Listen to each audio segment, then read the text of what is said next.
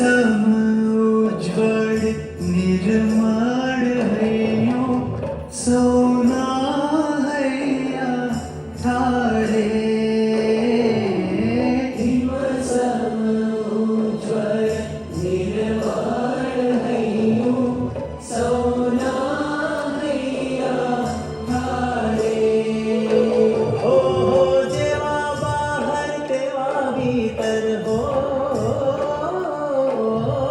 जेव्हा बाहेर तेव्हा भीतर सबून भलून विचारे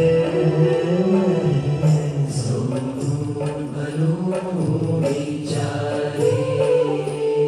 एनाल्प प्रसंगे थाळे जन्मन दिव्यं पावनम् एनाल्प प्रसंगे थाये जन्मन दिव्यं पावनं साधुकथा